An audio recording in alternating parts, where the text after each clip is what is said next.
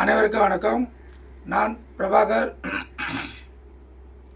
ஜோதிடர். ஓம் சிவாய நமக. சிவசக்தி, திருச்சிற்றம்பலம். நான் இப்போ என்ன சொல்ல போகிறேன்னா, இந்த மீன லக்கணக்காரங்களுக்கு மீன லக்கணத்தில் கிரகங்கள் இருந்தால் என்ன பலன் செய்யும் என்பது ஒரு சிறு விளக்கம் கருத்தில் கொண்டு பயன்பெறுக. மீனம் சிறப்பான லக்கணம்.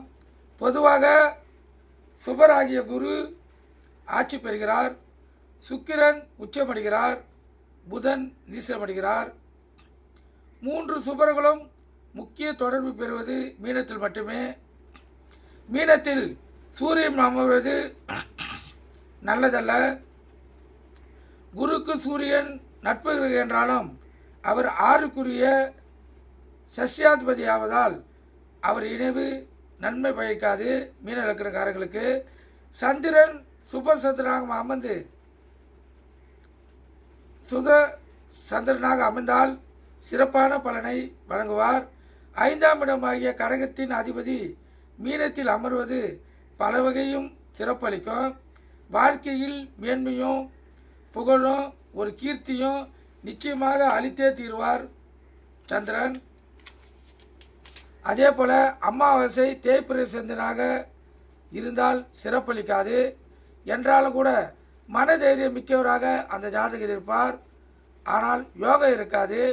செவ்வாய் இணைவும் நன்மை அளிக்காது. 2-9க்குரிய செவ்வாய் லக்கணத்தில் அமர்வது மிகவும் நல்ல யோகத்தை அளித்திடுவார். ஆனால் புதன் லக்கணத்தில் நீசம்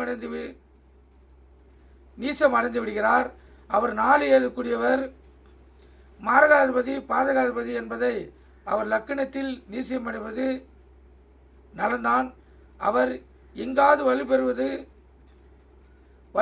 அமர்ந்துவிட்டால் அவருக்கு, அதாவது மீன லக்கணக்காரருக்கு பாதகத்தை செய்வார். லக்கணத்தில் நீசம் பெற்று விடுவதே நல்லது என்று தான் கூற வேண்டும். பாதங்களுக்கும் தொல்லைகளும் குறையும். அதே போல் குருவின் இணைவு எவ்வகையில் பார்த்தாலும் நன்மையே. லக்கணத்துக்கு 10ஆம் இடமாகிய தொழில் ஸ்தானத்துக்கும் அதிபதியான அவர் லக்கணத்தில் அமர்வது தொழில் வகையில் பலத்தை கூட்டும். லக்கண கேந்திரத்தில் அமைவதால் அவருக்கு கேந்திராதிபதி தோஷம் இல்லாமல் போகும். கருத்தில் கொள்ளுங்கள். சுக்கிரன் நினைவு நன்மளிப்பதாக கூற முடியாது. 8-3க்கு உரிய லக்கணத்தில் உச்சம் பெறுவது ஆயுள் பலத்தை கூட்டும் என்று கூறலாம்.